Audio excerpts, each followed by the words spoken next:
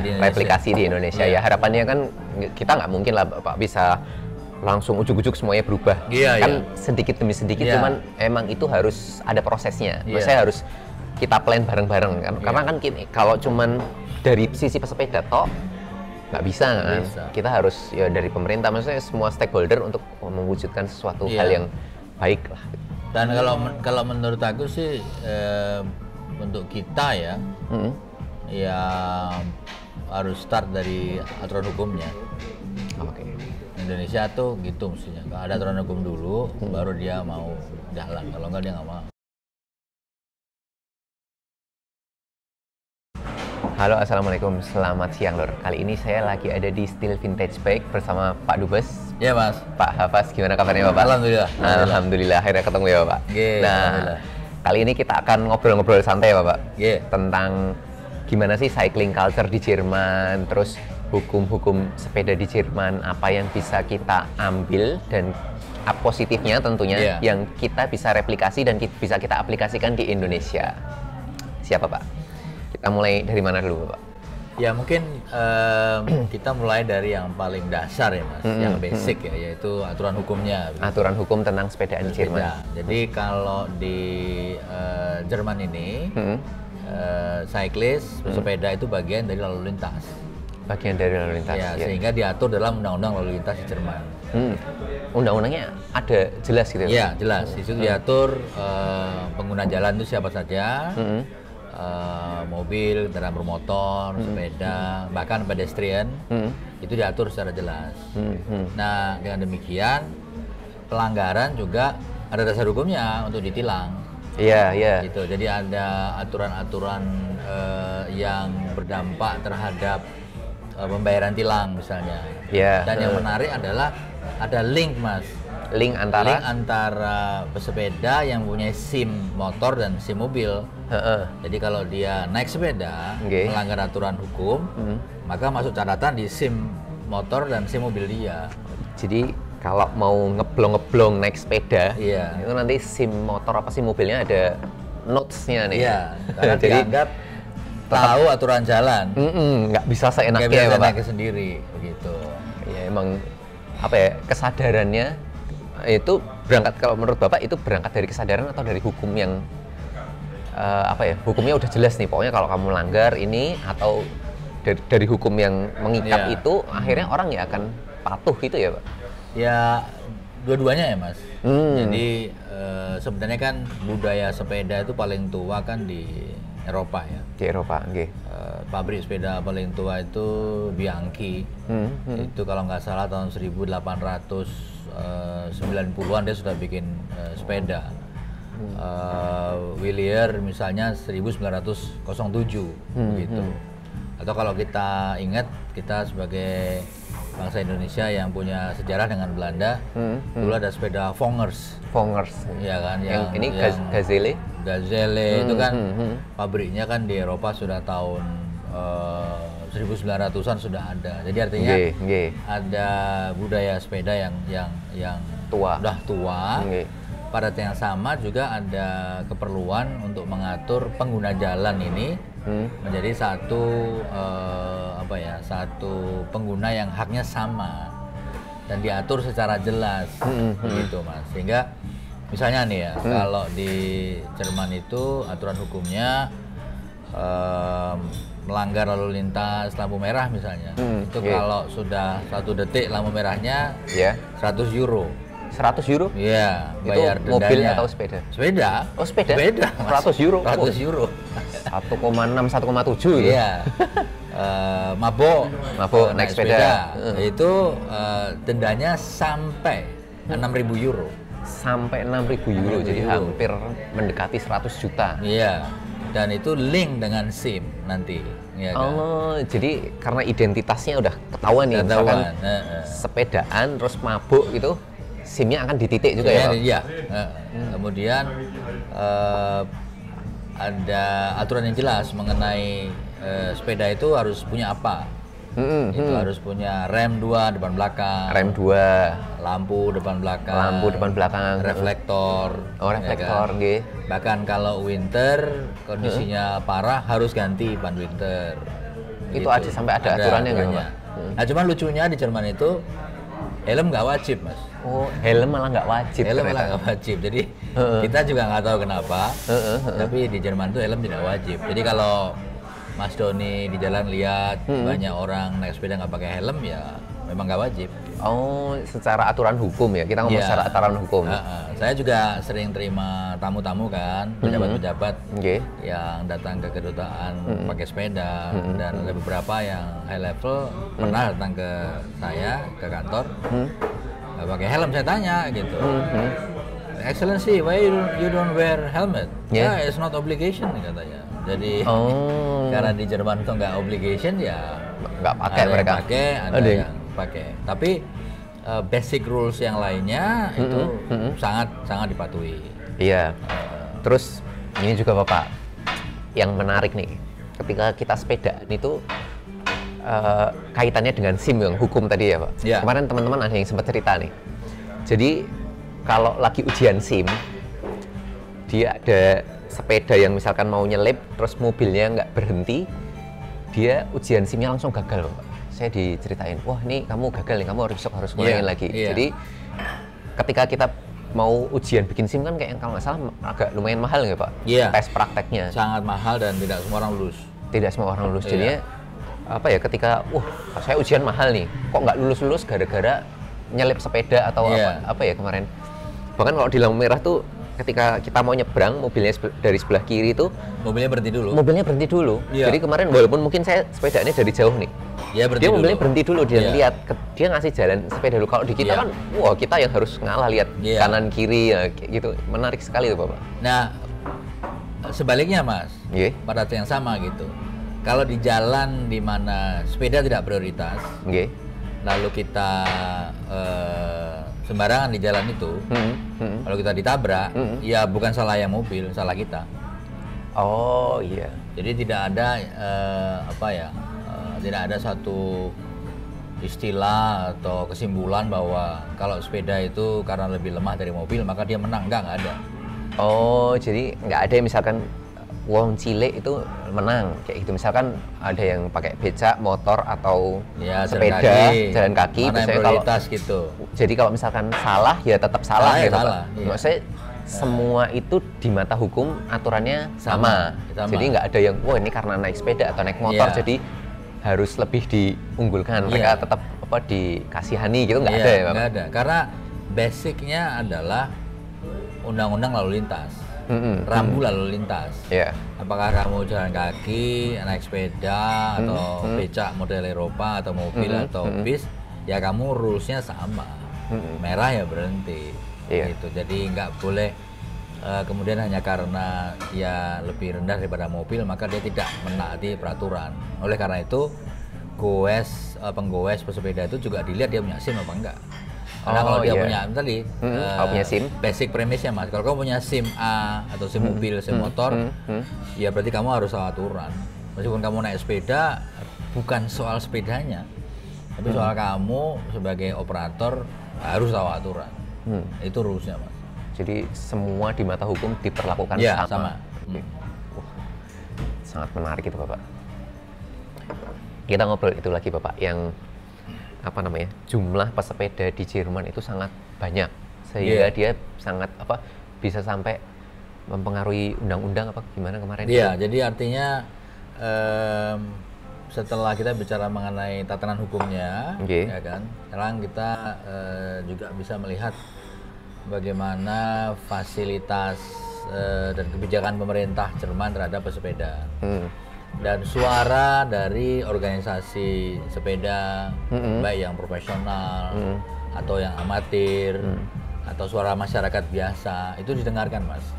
Jadi tahun 2019 itu ada upaya pemerintah Jerman untuk menggali masukan dari seluruh masyarakat Jerman.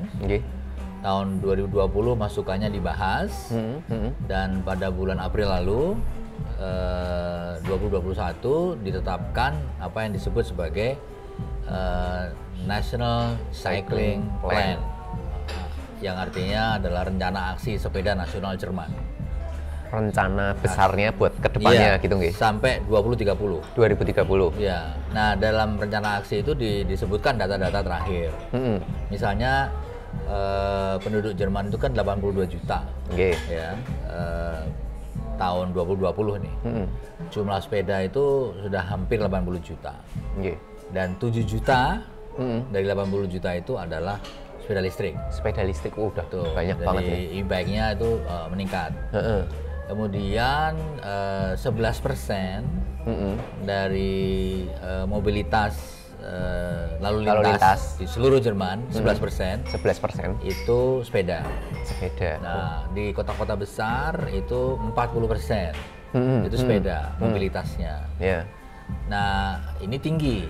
Tapi Belanda, Jerman melihat Belanda sebagai model, role model gitu. Karena Belanda itu 28%. Total traffic nasional itu sepeda. Denmark itu 18%. Sehingga Jerman merasa perlu untuk bersaing lah dengan tetangganya supaya meningkatkan fasilitas untuk masyarakat. Jadi dalam rencana aksi nasional sepeda nasional ini sudah dianggarkan 1,2 miliar euro atau sekitar 20 triliun rupiah ya dari tahun 2021 sampai tahun 2030. Pertama untuk membangun infrastruktur kayak semacam jalur sepeda gitu. Jadi sekarang ini baru 40% seluruh Jerman, padahal itu bagus sekali kan? Itu udah baru 40% tuh. Itu baru 40%. Nah, Jerman tuh mentargetkan sampai 60-80% jalur sepedanya. Jalur sepeda di seluruh Jerman. Jadi emang ketika kita jalan sepeda di jalan utama itu emang ada jalur yang khusus mobil, pejalan kaki dan pesepeda. Ada rencana pemerintah Jerman untuk membuat namanya Fahrrad Autobahn. Yaitu atau bicycle highway. Jadi jalan tol khusus sepeda. Sudah ada beberapa potongan-potongan. Jadi gagasannya akan melintas dari barat sampai timur.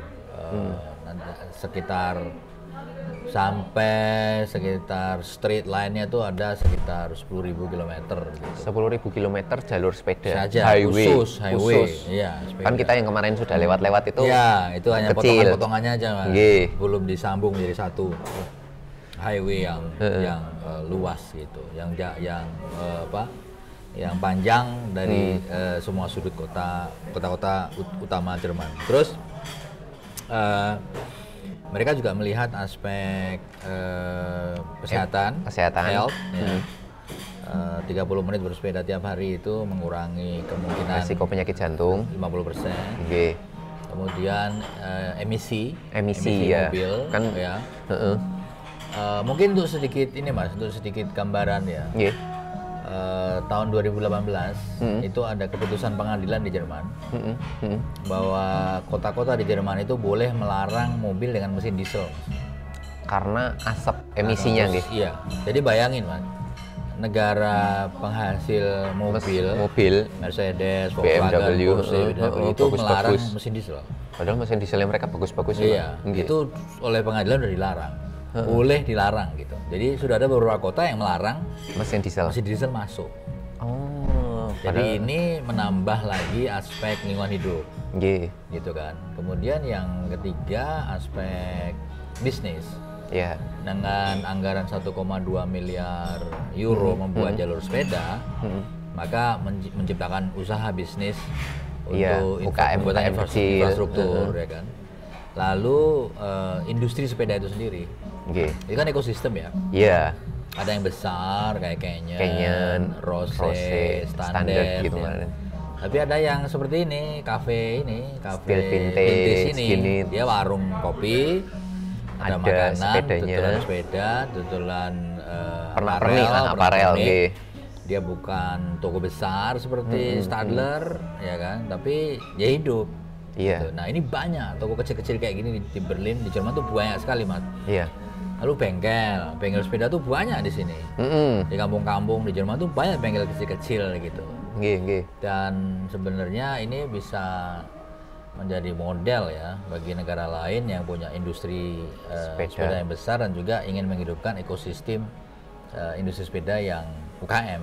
Iya. Begitu Mas. Kayak di Indonesia kan yang merek besar kayak ada Polygon, United Trail, dan juga sekarang sudah mulai tumbuh merek-merek lokal yang UMKM kelasnya, tapi udah mulai ada gitu Pak, yang custom di Bandung, di Jogja itu kan ada, Jawa Timur gitu juga. Harapannya kan kalau pesepedanya makin banyak, orang akan terbiasa bersepeda gitu. Katanya di sini ada ini Pak, apa namanya, reward kalau jadi reward ada dari pemerintah gitu. ya. Jadi artinya dalam sisi perpajakan misalnya sudah di incorporate. Jadi misalnya kalau kita hanya punya sepeda, ya nggak ada mobil, karena memang pilihan, ya dia sebenarnya punya mobil, bisa beli mobil, bisa punya uang beli mobil, betul. Tapi dia tidak mau beli mobil, itu bisa untuk pengurangan pajak, tax deduction, gitu. Kemudian dapat fasilitas kredit 0% buat yang sepeda-sepeda. Untuk sepeda. Kantor juga boleh mengambil kredit 0% memberikan pada stafnya, gitu. Bahkan saya ingat kalau di negara tetangga di Belgia, orang yang ngantor pakai sepeda, itu dia bisa klaim kilometernya tiap tahun. Di Belgia. Jadi dihitung misalkan per kilometer tuh harganya berapa sen euro. Nanti diklik di kantor, sistem jujur lah ya. Nanti akhir tahun itu diklaim ke kantornya, dia dapat cashback. Itu sampai ribuan euro. Sepedaan aja bisa dapat cashback. Jadi ya tadi Mas, berangkat dari culture yang sudah tua, lalu ada tatanan hukum yang clear, dan juga ada perkembangan baru masalah lingkungan hidup. Iya, apalagi kemarin teman yang cerita di sini tuh ini Mas, cycling terus climate change itu sangat concern gitu kan. Jadi banyak demo juga yang tentang climate change gitu. Kita sebenarnya dari sisi kebijakan lingkungan hidup itu sudah advance ya. Kalau masalah pengurangan deforestasi itu diakui dan menurun. Bagaimana Indonesia menangani masalah gambut, itu sudah diakui. Nah, yang perlu dikurangi emisinya itu dari transportasi memang. Di perkotaan memang. Iya, di urban area transportasi.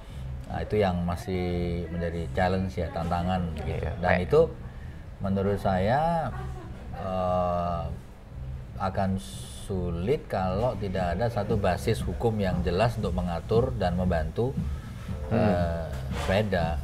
Cycling culture. Jadi mungkin kalau di Indonesia teman-teman yang concern itu teman-teman dari Bike to Work Indonesia. Antara lain salah satunya kan mereka concern untuk menggalakkan ayo sepedaan buat commuting. Nah, di sini kan kalau di Indonesia kan, karena kalau yang saya tahu nih Bapak, kayaknya sepedaan yang sport itu masih lebih banyak jumlahnya daripada buat yang commuting harian.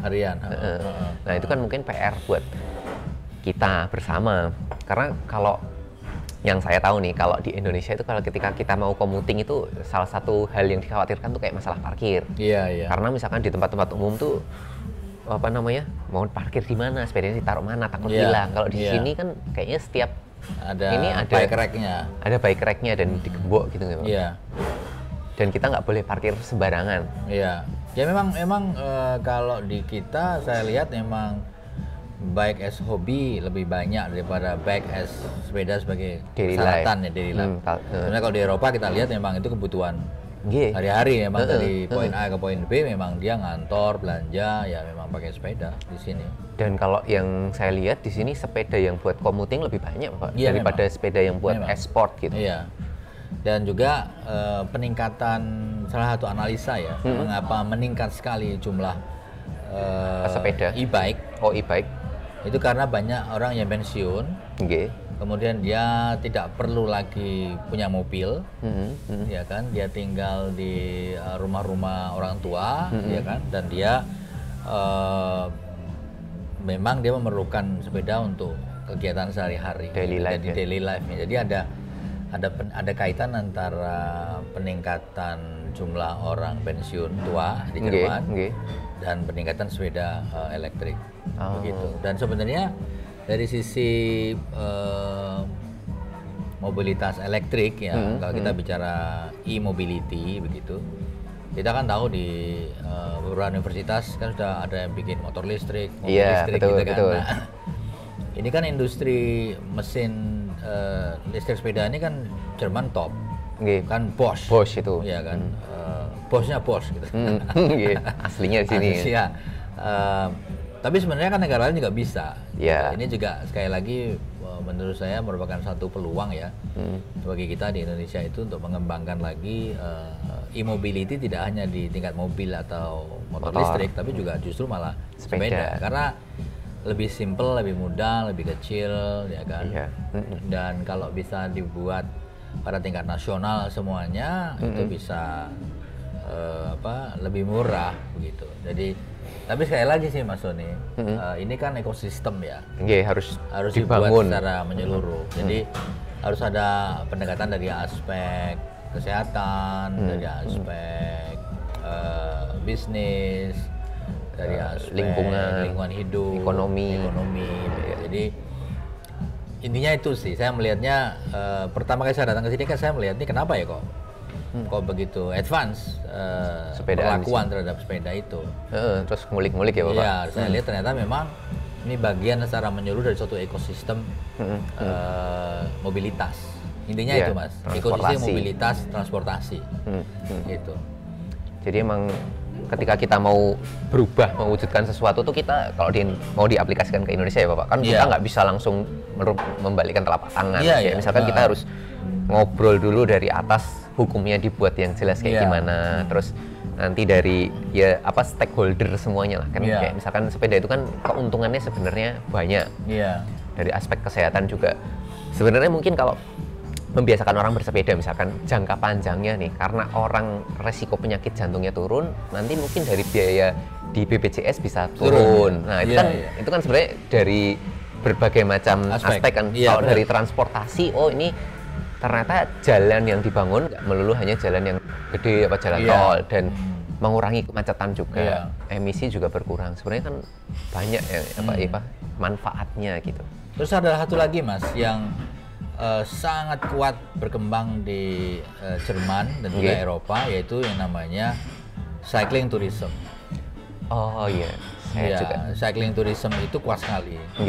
Nah, memang salah satu tujuan kita ngajak Mas Doni ke sini kan untuk melihat potensi cycling tourism di Eropa dan direplikasi di Indonesia khususnya Jogja ya.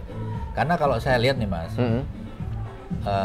kompetitor kita, musuh lah ya, musuh kita di bidang wisata sepeda itu dua Mas, yaitu Thailand, Vietnam. Itu maju sekali. Yang di Asia ya? Yang di Asia Tenggara, kan kita kompetitornya Asia Tenggara.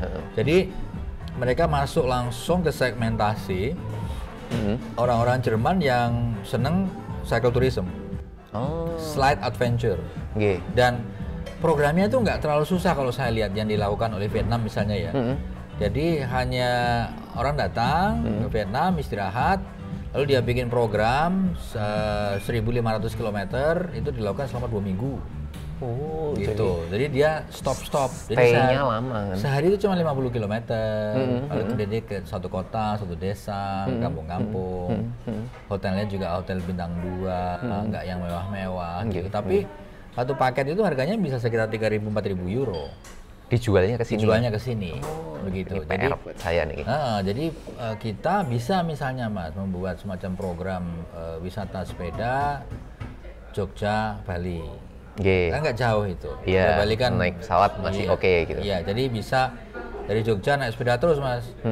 Jogja terus naik sepeda sampai ke Jawa Timur, gitu kan. Jadi setiap hari dicicil 60 km, ya kan, Jogja misalnya ke mana, ke Kediri misalnya atau kemana ya, terus ke Banyuwangi nanti, di Banyuwangi bisa juga melakukan wisata di sana, lalu nyebrang, ya kan, itu bisa di paket 3.000-4.000 euro tuh isi Mas, mudah.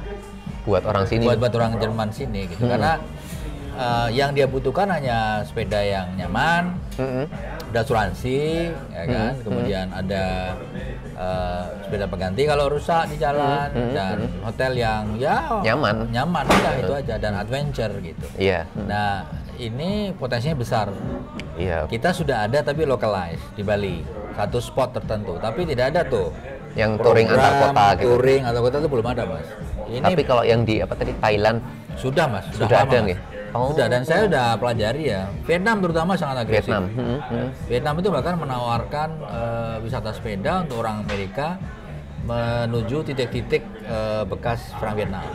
Oh, karena Gitu. ada Vietcong dulu itu Iya. ya. Jadi kayak lihat sejarah juga. Iya. Ini kalau di Jogja kan dari nanti bisa 3 hari khusus Putar-putar Jogja dan sekitarnya. Nggih, habis Kota itu Jogja, pindah kemana? Borobudur, Iya. Tabanan gitu. Lalu Merapi. jalan seret ke Jawa Timur. Mana kota yang Oke. bagus, oke. Nggak jauh-jauh, 50 km, 60 km. Lalu nanti sambung lagi. Itu 1 minggu kan udah 350. Oh iya. Iya kan? Plus dia lebih melihat Indonesia dari dekat lah. dari dekat ya. Nggak usah turis mas. Buat orang kita aja. Saya aja ya. Saya melihat Jerman dari Autobahn, melihat Jerman dari kereta api dan sepeda itu lain. Oh iya. Kita lihat kampung Jerman ke tengah-tengah hutan kayak kemarin kita Iya, riding sepedaan. Kalau naik sepeda itu gitu kan. lain. Iya. Kita ketemu orang jualan apel pinggir jalan, orangnya modelnya seperti apa, ya kan. Mereka juga jualan dari mobil kayak bangsa kita juga. Betul, Ya, ada aja. Not too rich juga, biasa-biasa aja gitu. Iya. Bagaimana kehidupan farmers di Jerman, kita bisa ngelihat langsung gitu. Iya, dan itu ya Nah, itu pengalaman berharga tuh mas. menarik gitu. Karena kalau kita sepeda itu memang kita bisa melihat sesuatunya itu lebih dekat dan detail. Oke. Karena kan kita pelan gitu kan, Bapak. Siap, Itu siap. PR tuh mas. Siap, Bapak. Cycling tourism. Mm-mm. Iya, itu satu potensi yang luar biasa itu mas. Kebetulan saya juga sudah ada kan Pak, cycling tour Jogja. Jadi buat teman-teman yang biasanya dari kota-kota lain, Iya. kalau ke Jogja biasanya saya nemenin juga sama teman-teman. Nah, Oke. cuman PR buat internasional. Kan kalau ada devisa dolar masuk kan keuntungan buat kita. Iya. Nggak cuman buat misalkan saya sebagai penyelenggara cycling tour, tapi ada hotel, ada apa namanya tempat-tempat makan. Itu kan Iya. semuanya akan tumbuh lagi. Apalagi Iya. dengan sekarang adanya pandemi ini kan kita harus membalikkan gimana nih biar orang Iya. datang lagi gitu kan. Iya. Kayak dulu kan mungkin yang terkenal baru Bali kan, tapi Iya. itu dengan potensi alamnya. Nah kan gimana caranya kita bisa jualan Indonesia dengan sepeda dan potensi Iya, alamnya iya. Jawa, Bali gitu-gitu ya Pak. Tadi Mas Doni nyebut pandemi mas ya. Oke. Di dalam analisa pemerintah Jerman, Nggih. khususnya dalam rencana aksi nasional sepeda itu, Mm-mm. disebutkan di situ secara jelas Iya. bahwa mobilitas yang sangat resilient, sangat kuat menghadapi pandemi, sepeda mas. Malah sepeda. Malah sepeda. Didukung. Iya, karena kalau naik bis kan nggak bisa. Oh karena dalam ruangan tertutup Yang ya? ruang tertutup, Nggih. naik U-Bahn, naik S-Bahn, metro itu kan Itu susah. sempat off nggak itu Pak? Oh sempat off, Oh sempat off. sempat off beberapa saat, kemudian dia on tapi dengan prokes yang sangat ketat. Oh iya harus pakai masker. Iya, dan orang malas Oh. naik bis, orang malas naik kereta api, U-Bahn. Saya nggak berani. Tapi Naik kalau- kereta api saya nggak berani. tapi kalau sepeda Sampai- malah- sepeda malah bebas mas. Oh, yang malah Bap- itu kuat. Yang Jadi- Bapak cerita kemarin apa yang namanya? Waktu pandemi yang lockdown itu malah Iya. di Jerman sepedaan boleh gitu. boleh. Waktu lockdown full itu, Iya. ya saya goes normal. Nggak pakai 75, masker? 100 nggak pakai masker karena kan jauh. Hanya asal rulesnya jauh aja. Jadi space-nya kita dikasih rulesnya 5 meter. Oke Antar lah, pesepeda gitu ya. iya. Heeh. 5 meter oke.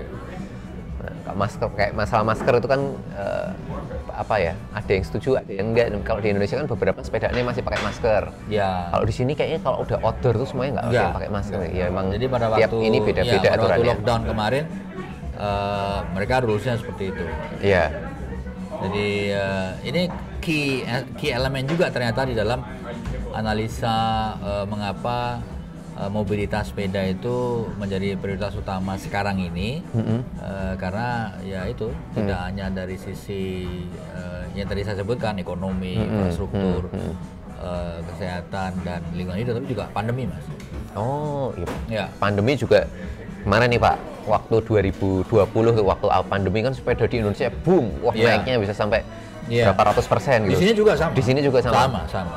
Dan cari sepeda susah. Gua nggak ada cerita. saya Warung-warung sepeda nggak ada sepeda Pak, habis semua. saya pesen sepeda itu waktu saya cari Willier kemarin itu Hmm. 6 bulan baru datang mas. spare parts tuh nggak ada mas. Semua stoknya kosong ya. Stok kosong. Ternyata emang iya. nggak cuma di Indonesia fenomenanya ini emang dunia ternyata. Oh, Eropa juga khususnya gitu. Eropa khususnya karena tadi itu mereka melihat bahwa kan di sini kan sudah terbiasa public public transportasi yeah. Udah biasa. Mobil pribadi jarang. Ataupun ada juga orang pilih naik kereta api, naik subway lebih cepat. Yeah. Naik bis lebih enak, lebih cepat. Apalagi kalau orang tua di atas 70 atau mahasiswa kan gratis. Oh, di sini gratis ya? Gratis. Oh. Gratis. Jadi ya prefer yang gratis kan. Betul. Tapi begitu sudah semua pandemi waktu itu ya solusinya jalan kaki bisa atau jadi jauh, naik atau sepeda. Nah, tinggal jadi di resilience gitu. Dan kemudian pada saat delivery itu kan sepeda mas. Oh, yang kayak GoFood gitu kan? Iya. Delivery makanan gitu. Kita tuh delivery kita tuh key-nya bicycle. Malah bicycle. Bicycle. Ya. Di Jogja ada beberapa yang mulai pakainya listrik sih Bapak. Iya, sama juga di sini. Di sini yang pengantar paket dari Dojo Pos itu kan pakai sepeda. Oh. Itu listrik. Jadi emang ya kayak becak-becakan tapi listrik gitu. Jadi ya becak barang itu, tapi itu listrik gitu. Sebenarnya banyak banget yang bisa diambil ya Pak. Iya. PR-nya emang kalau dari kita emang harus dari pemerintah mendukung, dari komunitasnya, terus ketika kita sudah mungkin kita menuntut nih ke pemerintah, wah harus ada hukumnya. Nah nanti kita juga harus konsekuen. Iya, masyarakatnya juga patuh. Pasti kan nggak bisa seenaknya sendiri juga ya Bapak. Mungkin di tingkat daerah mas, bisa dibuat semacam model gitu ya. Misalnya role modelnya mungkin di Pemkot, ya kan. Jakarta kalau menurut saya pribadi sih ya tantangannya berat ya. Karena kota metropolitan ya, 20 juta gitu. Karena jangankan Jakarta gitu. Ya Paris saja tidak bike sepeda. Oh, Paris nggak bike friendly. Ya. Mungkin kalau dari kita ya, kalau dari saya pribadi mungkin Jogja, buat teman-teman Jogja kan saya ada beberapa kenal kayak Bapak Kepala Disbubnya Jogja itu juga sepedaan. Mungkin dari sini teman-teman Bike to Work di Jogja bisa buat kayak role model nih gimana ya. Jadi gimana bisa menciptakan ekosistem ini di link up gitu loh mas, ekosistemnya gitu. Terus kemudian juga dari si sport nih mas ya, dari si sport itu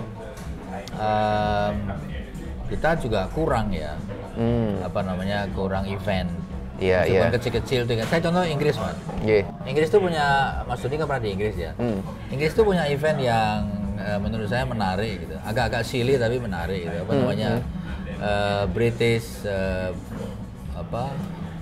Hill Climb Championship. Iya, nanjak. 1 kilometer mas. Oh tapi yang kayak banget itu. 25%, 30% gitu.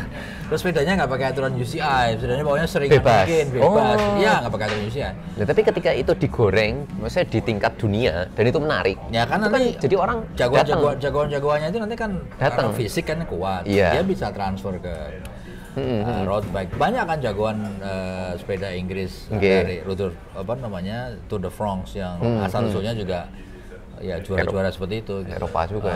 Terus kemarin saya lihat tuh ya pertama kali itu dalam sejarah Inggris membuat British Gravel National Championship. Wah, itu menarik itu Pak.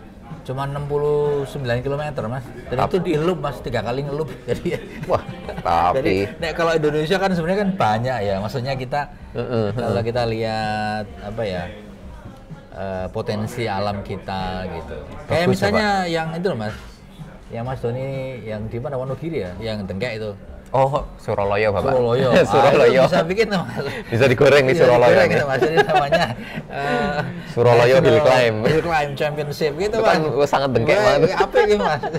Itu bisa. Jadi kalau Indonesia udah ngetop bisa ngundang tamu-tamu dari Eropa itu pasti luar biasa ya. Lalu sekaligus tourism Jogja. Apalagi gitu. Ini Bapak. Ini saya diinfo teman-teman kalau di Eropa itu mulai Oktober Sepedaannya udah mulai berkurang karena dingin. Nah kan siapa tahu ini ke Indonesia aja. Ya, apa namanya bicycle tourism itu. Ya, bicycle tourism. Siapa Pak? Masih bisa dikembangkan. Semoga dari ilmu yang sedikit di-share Pak Dubes sedikit banyak. Nanti mungkin kalau ada ini Pak, kalau teman-teman pengen acuan aturan komplitnya itu ada nggak di website, di undang-undang Jerman? Jerman ada banyak kok, tinggal di-download aja. Oh, nanti mungkin saya juga bisa share yang national cycling plan itu bagus tuh Mas. Itu bahasa Inggris lah. Itu bahasa Inggris. Nanti saya share di deskripsi. Jadi ini sebenarnya ini PR buat kita bersama. Nggak bisa kayak misalkan cuman dari sisi pesepeda mau balik, wah ini Indonesia misalkan kota-kota kecil langsung jadi kota sepeda itu kan nggak bisa.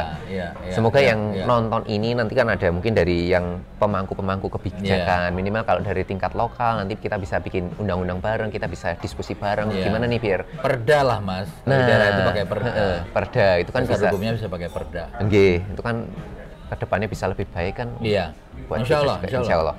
Siap. Terima kasih Pak Dubes sharingnya. Terima kasih. Semoga hal yang ini bisa bermanfaat dan kita bisa aplikasikan, kita bisa replikasi di Indonesia. Baik buat cycling culture-nya, bisa buat cycling tourism. Nanti kita bisa mendatangkan orang-orang Eropa ke Indonesia. Itu bagus buat devisa juga. Iya. Siap. Amin. Terima kasih Pak Dubes. Assalamualaikum Mas. Waalaikumsalam. Terima kasih.